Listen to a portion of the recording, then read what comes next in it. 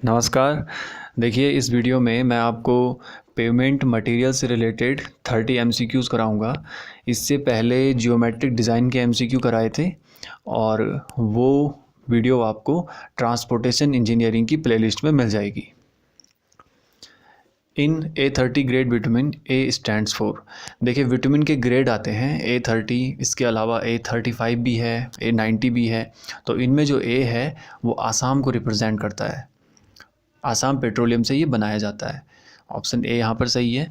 Vitamin is generally obtained from organic material, synthetic material, petroleum product या फिर कोल। तो vitamin देखिए पेट्रोलियम प्रोडक्ट से बनाया जाता है, जैसे गैसोलीन, पेट्रोलियम गैस या फिर क्रूड ऑयल। इन चीज़ों की मदद से फिर इसका एक प्रोसीजर होता है जिसमें डिस्टिलेशन सबसे इम्पॉर्टेंट स्टेप होता है। डिस्टिलेशन भी दो तरह का हो सकता है, एटमॉस्फेरिक और वैक्यूम। अब इसमें क्या करते हैं कि जो लिक्विड है उसमें से जो ज़रूरी एलिमेंट है उनको अलग कर दिया जाता है। तो यहाँ पर आपको बस इतना ध्यान रखना है कि पेट्रोलियम प्रोडक्ट की मदद से विटामिन को तैयार किया जा सकता है और किया जाता है। Los Angeles machine is use to test the aggregate for. अब देखिए, एग्रीगेट जो यूज़ होता है सड़कों में, उसमें हम कुछ टेस्ट करते हैं। उसकी स्ट्रेंथ को चेक करने के लिए जो टेस्ट होता है वो क्रशिंग स्ट्रेंथ टेस्ट होता है, ऑप्शन ए। उसकी इम्पैक्ट वैल्यू को देखने के लिए, जो कि टफनेस होती है एक्चुअली, तो उसके लिए इम्पैक्ट टेस्ट किया जाता है, तो उसका ऑप्शन बी होगा। और यहाँ पर जो पूछा जा रहा है लॉस एंजलिस का, तो इसके लिए अब्रेशन टेस्ट किया जाता है लॉस एंजलिस मशीन से, और इससे हार्डनेस देखी जाती है। ठीक है, तो अब्रेशन रेजिस्टेंस टेस्ट भी बोला जाता है इसको। तो तीनों ध्यान रखने हैं, ये तीनों टेस्ट एग्रीगेट के लिए किए जाते हैं। क्रशिंग स्ट्रेंथ में हम स्ट्रेंथ देखते हैं एग्रीगेट की, इम्पैक्ट वैल्यू में टफनेस देखते हैं, और अब्रेशन रेजिस्टेंस टेस्ट में हार्डनेस देखते हैं। If flaky aggregate is said to be elongated if its length is. अब देखिए, फ्लेकी की जो लेंथ होती है वो 3/5 होती है, जो उसकी मीन डायमेंशन के, जो उसकी लीस्ट साइज़ होता है। तो अब उसको इलोंगेटेड हम कब कहेंगे, क्योंकि इलोंगेटेड में 9/5 हो जाता है, जिसको हम 1.8 भी कह सकते हैं। और क्योंकि ऑप्शन अगर आपने देखे हो ध्यान से, तो वहाँ पे होल नंबर दे रखा है, इक्वल दे रखा है, ट्वाइस, थ्राइस और 4 टाइम्स दे रखा है। तो इलोंगेटेड में लगभग 2 टाइम्स हो जाता है, ठीक है, मीन साइज़ के। तो हम कह सकते हैं कि वो इलोंगेटेड तब कहलाएगा जब उसकी लेंथ जो है वो मीन साइज़ के ट्वाइस होगी। Vitamin emulsion is. तो विटामिन इमल्सन क्या होता है? देखिए, ये एक मिक्सचर है। विटामिन के ड्रॉपलेट लिए जाते हैं और उसमें वाटर मिलाया जाता है।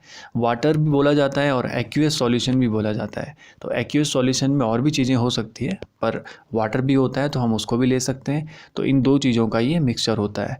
और ये इमल्सन, इसको इमल्सन नाम इसलिए आ जाता है क्योंकि वाटर इसमें आसानी से मिक्स नहीं होता है, क्योंकि उसका नेचर ही कुछ ऐसा होता है विटामिन का। तो हम कह सकते हैं कि एक ऐसा लिक्विड जो कि containing vitamin in suspension. Option A. In CBR test the value of CBR is calculated at. अब देखिए, जो CBR टेस्ट किया जाता है सब ग्रेड के लिए, सब ग्रेड जो सबसे लोएस्ट लेयर होती है पेमेंट में, उसके लिए जो मटेरियल यूज़ होता है उसके लिए टेस्ट होते हैं। तो उसमें से जो CBR टेस्ट है उसका एक प्रोसीजर है कि उसमें दो पॉइंट पे पेनिट्रेशन किया जाता है और फिर CBR वैल्यू नोट की जाती है, 2.5 पे और 5 mm पे। तो इनमें यह होता है कि अगर 2.5 की वैल्यू ज़्यादा है तो टेस्ट पास है और वही वैल्यू कंसीडर की जाती है। अगर 5 mm वाली वैल्यू ज़्यादा आ जाए तो उस केस में हम टेस्ट को दोबारा कंडक्ट करवाते हैं, और तब अगर 2.5 की ज़्यादा आ जाए तो फिर वही ले लेते हैं।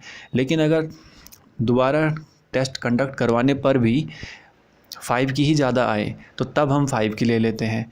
तो कुल मिलाकर हम कभी 2.5 वाली वैल्यू ले रहे हैं और कभी कभी 5 की भी लेनी पड़ रही है। तो ऑप्शन डी यहाँ पर सही हो जाएगा कि हम दोनों का पेनिट्रेशन ले सकते हैं CBR वैल्यू के लिए।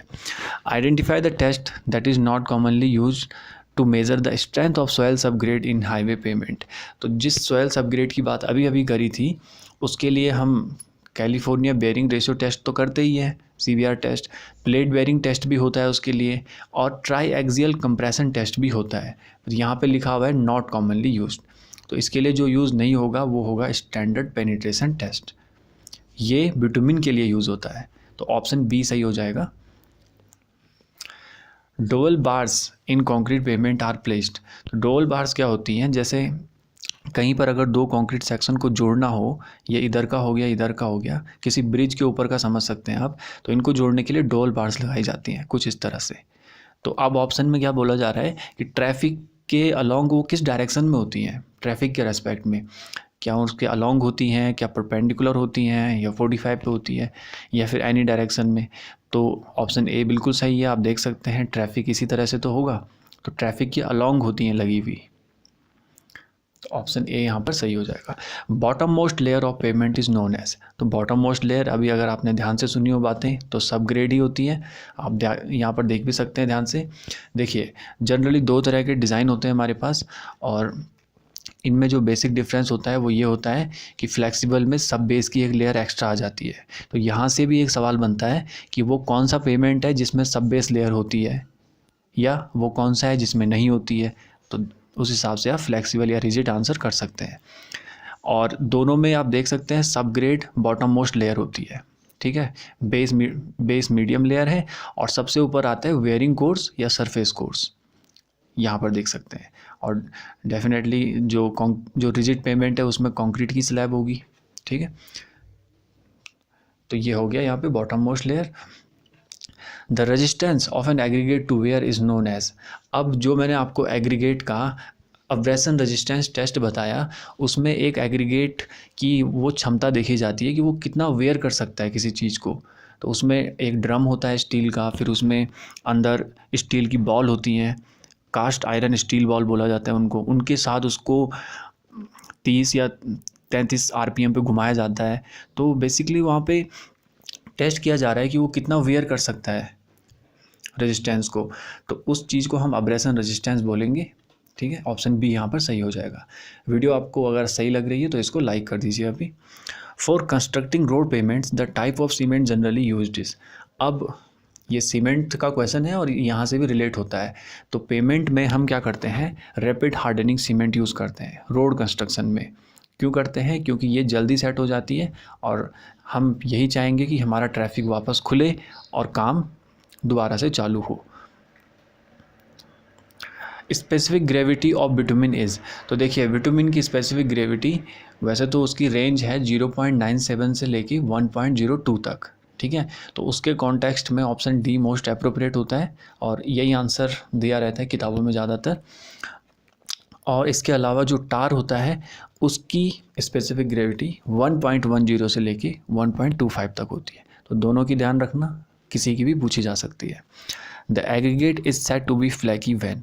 अब ये तो आसान सवाल हो गया, क्योंकि अभी हम डिस्कस कर चुके हैं 3/5 जिसकी डायमेंशन है, लीस्ट डायमेंशन 3/5 है किसके, मीन के।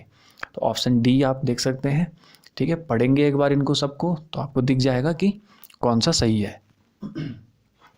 The resistance of an aggregate to the effect of hydration of cement and weather is called. अब देखिए अलग अलग तरह के टेस्ट किए जाते हैं जिनमें अलग अलग तरह की चीज़ें देखी जाती हैं। जैसे अभी आपको बताया कि अब्रेशन रेजिस्टेंस में ये देखा जाता है कि वो वेयर कितना कर सकता है किसी चीज़ को, किसी लोड को।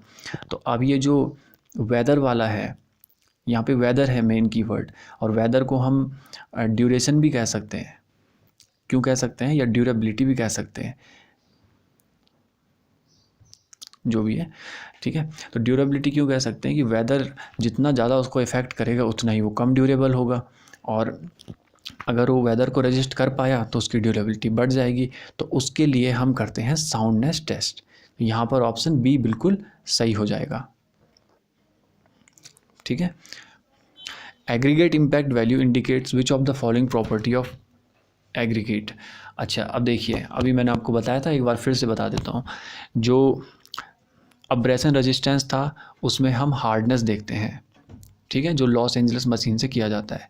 फिर इसके अलावा जो क्रशिंग स्ट्रेंथ टेस्ट है उसमें स्ट्रेंथ देखी जाती है, और जो तीसरा है जो इम्पैक्ट टेस्ट है उसमें टफनेस देखी जाती है। तो ऑप्शन बी यहाँ पर बिल्कुल सही होगा। The resistance of material to penetration is. अब पेनिट्रेशन का केस आता है बिटुमिन में। अब बिटुमिन में जब पेनिट्रेशन टेस्ट होता है तो उसमें हार्डनेस देखी जाती है, जैसे मैंने अभी आपको स्ट्रेंथ, हार्डनेस और टफनेस बताई ना, 3 अलग अलग टेस्ट की, उसी तरह से पेनिट्रेशन टेस्ट जो होता है विटामिन का, उसमें हार्डनेस देखी जाती है। तो अब यहाँ पर ऑप्शन बी सही हो जाएगा। Ductility value of bitumen is, देखिए ये लगभग उसके बराबर मानी जाती है टार के, तो ऑप्शन ए यहाँ पर सही होगा। Penetration test on bitumen is used for determining its, अब पेनिट्रेशन टेस्ट जो किया जाता है इसमें हम किस चीज़ का मेजरमेंट करते हैं, तो हम इसमें करते हैं ग्रेड का, ठीक है। और इसके अलावा डक्टिलिटी टेस्ट होता है तो उसमें डक्टिलिटी मेज़र करेंगे। और एक और आपको ध्यान रखना है, जो ये विस्कोसिटी लिखा हुआ है इसको कंसिस्टेंसी भी बोला जाता है, कि जो विटामिन है उसकी कंसिस्टेंसी चेक करने के लिए कौन सा टेस्ट करते हैं, तो वो होता है फ्लोट टेस्ट, ठीक है। तो यहाँ पर विस्कोसिटी लिखा हुआ है। Which of the following property of bitumen is related to the Pensky Martens test, देखिए विटामिन पे और भी टेस्ट किए जाते हैं, तो पेंस्की मार्टिन टेस्ट जो है ये फ्लैश पॉइंट को मेज़र करने के लिए किया जाता है। वैसे ये जो 2 पॉइंट हैं ये अलग अलग होते हैं बाय डेफिनेशन। फ्लैश पॉइंट पहले अकर करता है जब जो विटामिन है उसके ऊपर जो वेपर है उस पे जब आग लगना शुरू हो जाए तो वो फ्लैश पॉइंट हो जाता है। उसके बाद जब खुद विटामिन पे आग लगे तो वो फायर पॉइंट हो जाता है। तो फ्लैश पॉइंट जो है उसके लिए पेंस्की मार्टिन टेस्ट किया जाता है, ठीक है। In which of the following test of vitamin ring and ball apparatus is used, अब जिस तरह से पेंस्की मार्टिन टेस्ट किया जाता है फ्लैश पॉइंट को मेज़र करने के लिए, उसी तरह से रिंग एंड बॉल टेस्ट किया जाता है सॉफ्टनिंग पॉइंट को मेज़र करने के लिए। तो ऑप्शन बी यहाँ पर सही होगा, सॉफ्टनिंग पॉइंट टेस्ट। और क्वेश्चन में लिखा हुआ है रिंग एंड बॉल एपरेटस, तो रिंग एंड बॉल एपरेटस होता है जो कि रिंग एंड बॉल टेस्ट में यूज़ किया जाता है सॉफ्टनिंग पॉइंट को निकालने के लिए। तो कुल मिलाकर 3 वो हो गए यहाँ पर विटामिन के, पेनिट्रेशन टेस्ट हो गया, इधर से पेंस्की मार्टिन भी हो गया, और सॉफ्टनिंग वाला जिसमें रिंग एंड बॉल टेस्ट भी हो गया, ठीक है।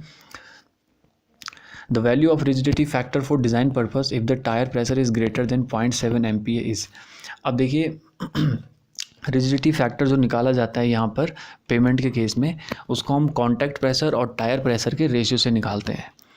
तो अब कॉन्टैक्ट प्रेशर जो है ये कांस्टेंट माना जाता है किसी पर्टिकुलर केस के लिए, जो कि 0.7 MPa है। और अगर टायर प्रेशर की वैल्यू 0.7 MPa हो जाए तो RF1 निकल के आ जाएगा, और अगर इसकी वैल्यू 0.7 से ज़्यादा हो जाए, जैसा कि इस सवाल में पूछा जा रहा है ग्रेटर देन 0.7 MPa, तो आप देख सकते हैं क्योंकि वो डिनोमिनेटर में है तो RF 1 से कम ही होगा, क्योंकि ऊपर वाला तो कांस्टेंट है 0.7, नीचे वाला 0.7 से ज़्यादा आएगा तो RF क्या होगा, कम हो जाएगा। और थर्ड केस जब 0.7 से कम हो टायर प्रेशर तो RF बढ़ जाएगा फिर उस केस में, ठीक है। तो इस सवाल में ये बीच वाला पूछा हुआ है, तो इसमें क्या हो जाएगा लेस देन 1, क्योंकि ग्रेटर देन 0.7 MPa लिखा हुआ है। And excess of flaky particles in concrete aggregates, तो देखिए फ्लेकी पार्टिकल्स अगर ज़्यादा हो जाएं तो क्या ये वर्केबिलिटी को कम करेंगे, बिल्कुल करेंगे। वर्केबल नहीं हो पाएगा कंक्रीट उतना जितना किसी वेल ग्रेडेड में हो पाएगा। Increase the quantity of water and sand, ये भी पॉसिबिलिटी है कि उसकी क्वांटिटी बढ़ जाए, वाटर की सेग्रीगेशन जैसी प्रॉब्लम आ जाए वहाँ पे। Affect the durability of concrete, durability भी अफेक्ट करेगा, जब अच्छी वर्केबिलिटी नहीं देगा तो अच्छे से काम नहीं होगा उस पर, ड्यूरेबल भी नहीं हो पाएगा कंक्रीट ज़्यादा लंबे टाइम तक। सारे ऑप्शन सही लिखे हुए हैं इसके रिगार्डिंग, ऑप्शन डी यहाँ पर सही है। What is the percentage content of asphalt in the cut back asphalt, तो देखिए कट बैक एसफाल्ट जो बनता है उसको उसका मेन इंग्रेडिएंट तो एसफाल्ट होता है जो कि होता है 80%, ठीक है। तो ऑप्शन डी यहाँ पर सही है। और इसके अलावा इसमें सीमेंट और कुछ और पार्टिकल्स भी ऐड किए जाते हैं इसको बनाने के लिए। In the softening point test of bitumen with the help of the ring and ball apparatus, what is the diameter of the steel ball, in centimetre बताना है। देखिए जो रिंग एंड बॉल टेस्ट है उसमें जो बॉल ली जाती है steel की उसका डाया होता है 9.5 mm, जिसको सेंटीमीटर में कहेंगे 0.95 centimetre, option C. For concreting the surface of runways roads and pavements the aggregate impact value shall not exceed by weight, देखिए इसमें 2 केस बनते हैं। इम्पैक्ट वैल्यू से सवाल है ये। तो जो इम्पैक्ट टेस्ट आपको बताया गया उसमें जब हम टेस्ट कर लेते हैं उसका अपना एक प्रोसीजर है, उसके बाद हम इम्पैक्ट वैल्यू निकाल लेते हैं और वहाँ पर हम रेंज फिक्स कर देते हैं कि इससे ज़्यादा नहीं होनी चाहिए। तो सरफेस वाला जो केस है जो कि इस सवाल में पूछा जा रहा है, रोड, पेमेंट, ये सब सरफेस में आ गया, तो इसमें जो है 30% से ज़्यादा नहीं होना चाहिए इम्पैक्ट वैल्यू, ठीक है। और बिटुमिनस का केस हो तो उसमें 40% से ज़्यादा नहीं होना चाहिए, should not be greater than. यहाँ पर सरफेस वाला पूछा है तो 30% हो जाएगा, जिसको हम 0.3 भी लिख सकते हैं। Which of the following test is used for bitumen. तो विटामिन के लिए क्या करते हैं, पेनिट्रेशन टेस्ट करते हैं, option C. An aggregate which passes through 25 mm IS sieve and is retained on 20 mm sieve is said to be flaky if its least dimension is less than। अब flaky यहाँ पे दे रखा है, इसका मतलब है कि इसकी least dimension क्या होगी, mean dimension के 0.6 टाइम्स होगी, 3/5 जो होता है। अब mean dimension नहीं पता हमको तो वो निकाली जा सकती है, क्योंकि ये एग्रीगेट 25 से पास थ्रू हो रहा है, 20 पे रिटेन कर रहा है, तो कहीं ना कहीं इससे तो वो छोटा होगा 25 से, लेकिन 20 से बड़ा होगा जब रिटेन कर रहा है। तो इनका एवरेज ले लेंगे हम, तो उसका एवरेज क्या होगा 22.5, इनका मल्टीप्लाई कर लेना आप, तो ये आता है 13.5, ठीक है। तो ऑप्शन डी यहाँ पर सही हो जाएगा। The type of aggregate not suitable for high strength concrete and for pavement subjected to tension is. तो देखिए राउंडेड एग्रीगेट यहाँ पे सही आंसर होगा, ये अप्रोप्रिएट नहीं है, सुटेबल नहीं है पेमेंट वगैरह के लिए, क्योंकि ये वर्केबल तो अच्छा होता है पर इसकी ड्यूरेबिलिटी भी कम हो जाती है, और वर्केबिलिटी इसकी अच्छी होती है लेकिन इसमें स्ट्रेंथ भी कम हो जाती है, ठीक है, इसलिए हम इसको यूज़ नहीं करते पेमेंट में। In the Los Angeles test, if the speed of the drum is increased to 50 RPM, then the abrasion value will। अब देखिए abrasion टेस्ट की बात फिर से होगी, उसमें अभी मैंने आपको बताया था कि उसकी स्पीड जो होती है 30 से लेके 33 RPM तक होती है, और रेवोल्यूशन जो उसमें होते हैं वो 500 से 1000 तक होते हैं। अब यहाँ पर बोला गया है कि अगर वो 50 RPM हो जाए, यानी कि वो कह रहा है कि अगर जो 33 था उसको 50 कर दिया जाए तो क्या होगा, बढ़ेगा, आरपीएम बढ़ रहा है ना, तो ज़्यादा तेज़ी से घूमेगा, तो उससे क्या होगा, एग्रीगेट का ज़्यादा इरोजन होगा, क्योंकि उसमें स्टील बॉल होती हैं, वो किया ही इसलिए जाता है कि उसकी हार्डनेस देखी जाए, तो एब्रेशन वैल्यू बढ़ जाएगी उसमें क्योंकि उन एग्रीगेट का वहाँ पे ज़्यादा नाश पिटेगा मशीन के अंदर। तो ऑप्शन ए यहाँ पे सही हो जाएगा। The Los Angeles abrasion value requirement for coarse aggregates used in water bound macadam for the base courses. तो जैसे वहाँ पर आपको किसका पूछा था, सरफेस का पूछा था, रोड्स वगैरह का, यहाँ पे WBM का पूछा हुआ है, तो WBM के केस में ये 40% तक अलाउ होता है, मतलब should not be greater than 40। तो उसके हिसाब से ऑप्शन डी सही हो जाना चाहिए कि भाई 40 तक कर सकते हो, तो 0 से ऊपर तो कोई भी वैल्यू हो सकती है, 40 से बड़ी नहीं होनी चाहिए। और इसमें एक केस और आता है, जैसे उसमें आया था बिटुमिनस का, तो इसमें भी आता है बिटुमिनस का, तो बिटुमिनस के लिए ये हो जाता है 35%, दोनों ध्यान रखिएगा। ऑलराइट, ये थे 30 MCQs related to pavement material. Video आपको अगर ये वैल्यूएबल लगी हो तो इसको लाइक कर देना और आगे शेयर कर देना अपने ग्रुप्स वगैरह में जहाँ पे सिविल के स्टूडेंट्स हो। और वीडियो देखने के लिए थैंक यू सो मच।